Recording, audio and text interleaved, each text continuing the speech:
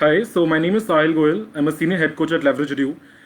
Leverage Edu is India's most trusted university service admission brand, and it helps you in your course fitment, your country fitment, your university fitment, and with a lot of other things as well, be it scholarship, visas, accommodation, loan, probably any possible thing that you want our help in. We are ready to do that for you. And today I will be going to discuss about the very asked question from a lot of students who are aspiring to go abroad for their further education: how to study in UK without IELTS. Right. So the very basic thing that comes up is that why exactly people are going, planning for UK. Why every student wants to go to UK nowadays? So the UK is still one of the most sought after countries for pursuing higher studies abroad, right? After the USA, it is the home to the topmost universities. There are universities like Cambridge, Oxford, Birmingham, Edinburgh, Manchester, and Liverpool, Sheffield. All the top universities are there. And the best part about these universities are these universities just not let you study really very good courses, but also gives you very good scholarship as well along with them, right? So since January 2020, the UK government has announced the comeback of the very 2 years post-study work visa for international students. This has once again made a favorite destination for a lot of international students who are planning to pursue their higher education abroad, specifically in UK, right? So now let us know something which is related to IELTS. So what exactly IELTS stand for? IELTS means International English Language Testing System, right? So now generally, even after all this, student concerned that when it comes to applying for the universities, doing all the formalities, putting up all the documents, and choosing a right fit university, there you also have to submit your IELTS score, right? But nowadays, a lot of students don't want to give their IELTS exam and want to study in that particular university without giving the same, right? So basically, British universities require international students to prove their proficiency in English language, and not all students are very comfortable in giving this exam, right? Although there are a lot of other exams as well which a student can give without IELTS. So there's PTE, which is also known as Pearson Test of English. There's TOEFL Test of English as a foreign language, and there are other mediums as well, which UK universities have mentioned on their websites, by which a person doesn't need to give the IELTS and can get the CAS letter, and then finally can get his or her Tier 4 student visa. Although to get your Tier 4 student visa, you need 70 points. 50 points stands for CAS, and 10 points for your bank statements for your funds, and 10 points are for your English proficiency exam, right? English proficiency language. So basically, whenever you're applying to the university, and whenever the university is giving you unconditional offer letter, and you're blocking your seat and they offer you a cash letter, just ask your university to mention that the person has cleared everything and the person doesn't need to give IELTS, and the person can get the student visa. So whenever you're applying for the visa, whenever you submit your cash and your funds, documents and everything, then probably yes, you will be able to get the Tier 4 student visa very easily, right?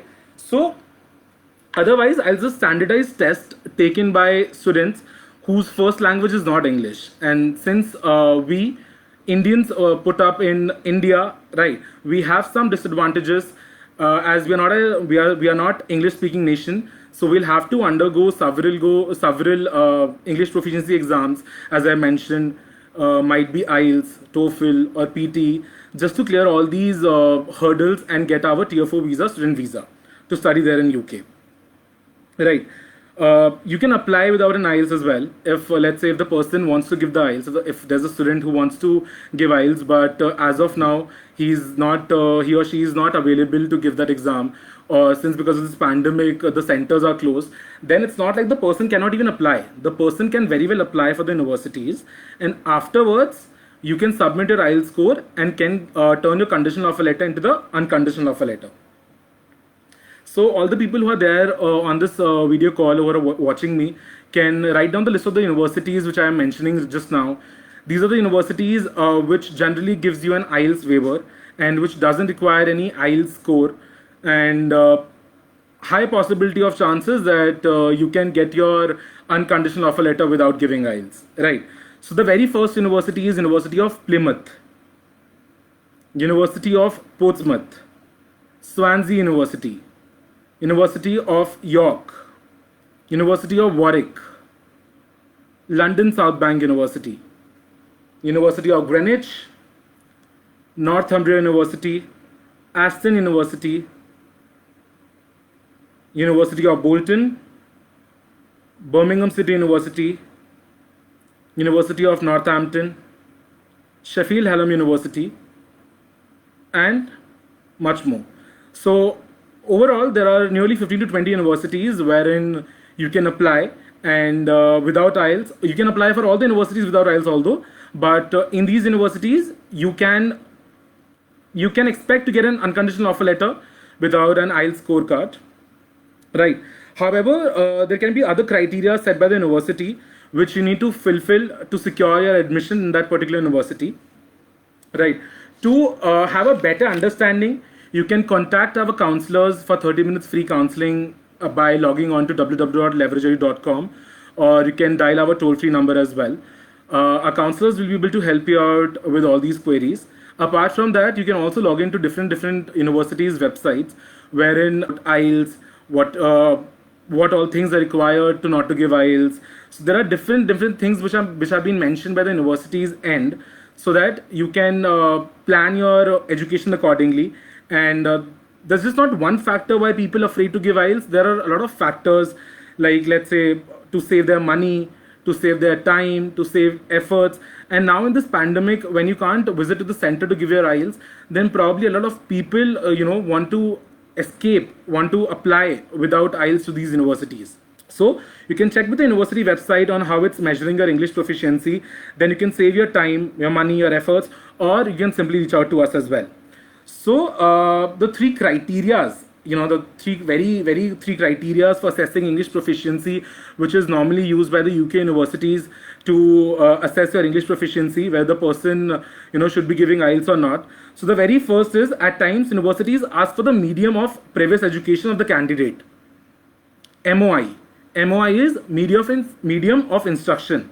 So you can ask your previous university to give you a medium of instruction paper wherein they can write that yes, all the education was done through like the medium was English, and you can produce this document and you can submit it to the university that you're planning for. So for example, the medium of your education for all the subjects was English. In that case, the college can consider this as a proof, and you can get an IELTS waiver very easily. Right. So apart from that, the second point wherein the university assess your English proficiency is wherein some universities ask candidates to appear for an online interview. So there are online interviews which are being conducted by universities just to see the communication skills of the students who are applying for that particular university, just to see their intent, why are they coming here, what do they want to study, what exactly do they know about our university.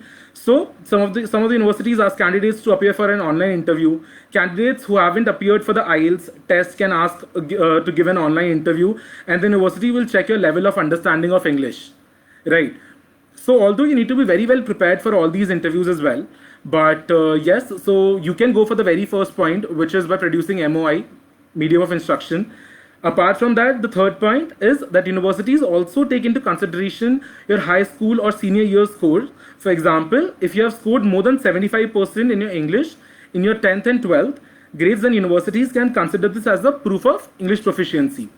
So let's say किसी भी student के English के board में, CBSE में, ICSE में या किसी और स्टेट बोर्ड में more than 75% मार्क्स आए हैं, दैट मीन्स 76, 75 और any percentage above 75, then the person can show his or her 12th class grade card to the university and can ask for the IELTS waiver.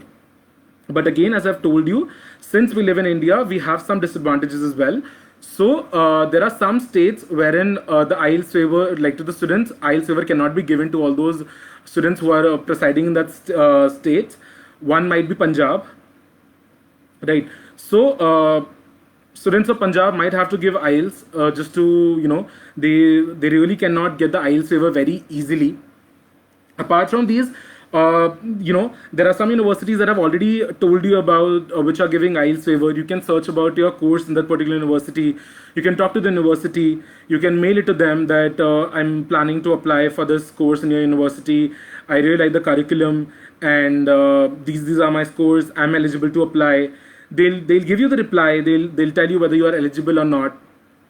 So all these things are very much, these are not rocket science. It's just that you need to act really fast upon your admissions, and yeah, it's very much possible. So a lot of students are very much scared of giving IELTS. So I just would like to tell them that please don't be scared of IELTS. It's just another English proficiency exam, and I always tell this to my student as well. If it's possible for them to appear for this exam, it will be very, very good for all of us in the future course of time, at the time of visa, at the time of unconditional offer letters, and all these things. But if one person doesn't want to give IELTS, then probably we can try for some other methods by providing MOI, or by providing his or her class 12th grade cards, or can try for an IELTS waiver from the university's end. But again, for all this, we need to start your process for the application really very soon, so that we can expect the university's reply within a month or 2 months. It usually takes minimum 1 week to 6 weeks to get the university reply on that, and after which your process for confirmation acceptance student CAS letters starts, and then we proceed to visa services as well. So yeah, these are the things. And if I come to the benefits of studying in UK, so as I've told you that people are going crazy, and students really want to study in UK because of 2 years PSWB and a lot of things. But what are exactly a lot of things other than PSWB? So UK is one of the top developed countries in the world, having top universities, having top infrastructure, a very good education quality. It has multi-ethnic culture and is considered as the best multilingual cosmopolitan. UK degrees are recognized all over the world nowadays. And to be really very honest, talking about the current scenario over there in UK, then in comparison to India or in comparison to any other country, UK is doing very well fine. Right.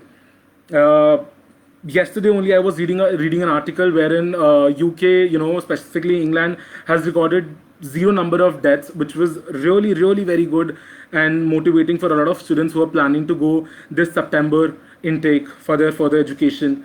So yeah, UK is one of the most demanded destinations because of these reasons as well, and it offers aspiring students numerous opportunities to explore industries to start their career with.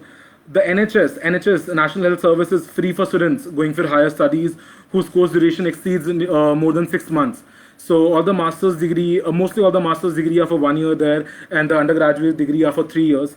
So probably if you're staying there, if you're studying there, then yes, you can enjoy the free services by NHS. Some British universities also offer some good scholarships, starting from nearly £1,000 to £5,000. And for all these scholarships, we can help you in that as well. We can ask the university to provide you some good scholarships basis on your current profile. So eventually every case is different, and so is the decision by the university. If you're planning to study in UK without the IELTS, check out the university website, find yourself whether your course is there or not, go to the university requirements, whether you are matching the requirements or not, and what exactly university requires from your end, what are documents they require, what kind of SOP they are asking for. So all these things needs to be taken into consideration before you apply for a specific university. Perfect. So I'll come on to the next part, wherein let me explain you a few things about what exactly IELTS is, right? So I know that that this session is all about how to study in UK without IELTS, but probably this is for those students who are planning to give their IELTS, and as I told you before as well, I recommend my students to give IELTS, right? Because it's in the future course of time, it becomes very much easy to get their unconditional offer letter. Gayatri, you tell us that no offer letter coming from UK. Gayatri, depends on when you applied, all documents are completed or not, any requirement that is left from your side that university is asking for, or universities are taking time because universities are flooded with the applications right now. So universities are taking nearly 2 months as well to to issue the offer letter to the students. So if you can tell me which university, and you can contact any of a counselor or our team, we can help you with getting your offer letter a little early from the UK universities. Perfect. So I'll come on to the next part, briefing about what exactly IELTS is, right? How can you achieve good number of bands in IELTS? What are the requirements of the university in regards to IELTS? What should be the minimum band that is accepted by the universities in there in UK? So IELTS is a standardized test which is used to measure the English proficiency of students accepted by more than 10,000 universities globally, not just in UK, but a lot of universities there in US, Australia, and other countries, Canada, which do accept IELTS. IELTS is jointly managed by British Council, IDP, Cambridge Assessment of English. IELTS tests the level of English in 4 sections, which is namely speaking, listening, reading, and writing. Also, there are 2 modules of IELTS, which is one IELTS Academic and IELTS General. Any person who's planning to study, who's planning to get Tier 4 visa from UK, will have to undergo IELTS Academics and not IELTS General. Right? So IELTS General is not the test that you people need to give. IELTS Academic is the one that we need to appear for the, right? In the computer delivery test, IELTS you get result within 5 to 7 days, where the paper-based test results are declared by 10 to 12 days. So the UKVI IELTS is approved for UK visa and immigration purposes, which follow certain extra security protocols to ensure the authenticity of the test. Right. So there are 4 sections, as I've told you: listening, reading, writing, speaking. So there are 40 questions in listening. There are 40 questions in reading. There are 2 questions in writing, and there are 3 discussion parts in speaking part. So 40 minutes are being given to the student for the listening part, 60 minutes for the reading part, 60 minutes for the writing part, and 11 to 14 minutes to the speaking part. Right. So exactly. So if let's say if a person has a doubt, how exactly do I go about IELTS? How do I prepare for it? So a person can simply log on to www.leveragery.com. You can register for Leverage Live demo classes, IELTS classes, and there are live interaction sessions, personalized attention and doubt clarification, British Council certified and experienced teachers. So all these things are there, and you can take a demo class today itself. You can log on to leveragery.com, or you can call on toll-free number. We'll be able to help you out with all the doubts that you are having in terms of IELTS classes or IELTS preparation. Okay, so coming on to the next part, the minimum requirement for your IELTS, right? So the minimum requirements for IELTS is depend on the different courses the person is applying for. Let's say the person has applied for any medical course in UK. Then the IELTS that is required by the university's end is minimum 7 and overall 7.5. Similarly, other courses, let's say if you're planning for Russell Group of universities, top universities, then you require 6.5 overall, no less than 6. And for some other universities, the minimum requirement might be 6 overall, no less than 5.5. So these are the minimum requirements which you can appear your IELTS in, and probably you should be giving IELTS. It's completely fine if you don't want to. We can apply for we can try for other methods wherein we can try to get an IELTS waiver for all of you, and we can get started with the application process. And students do want to go for September 21 intake anyhow, because there's high possibility that all the classes which there in UK will be offline this intake. So yes, you can start your process with us. We'll be happy to help you in your application journey. So there are still a couple of scholarships which are available there in UK, which a student can avail. Nearly starting from £1,000 up to £5,000.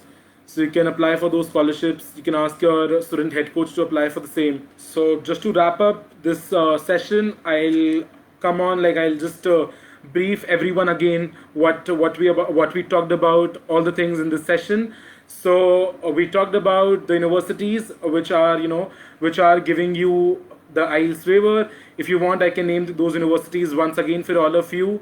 So the very first university is University of Plymouth, University of Portsmouth, Swansea University, Warwick as well, University of Greenwich, Aston University, Northumbria University, Birmingham City University, University of Northampton, Sheffield Hallam University. Is PR possible in UK or not? So see, a lot of people wants to go on student visa only, and once you live there, once you work there, then probably yes, you can apply for the ILR, indefinite leave resident. But directly we do not assist for PR services as such. So again, just to make all of you remind once again, the very three things that all of you require to get an IELTS waiver is that one, MOI, medium of instruction, from the last university that you have studied from. Second, online interview, so you prepare for the online interview. Third, that universities also take into the consideration of your high school marks of your class 12th and class 10th, specifically of English subject.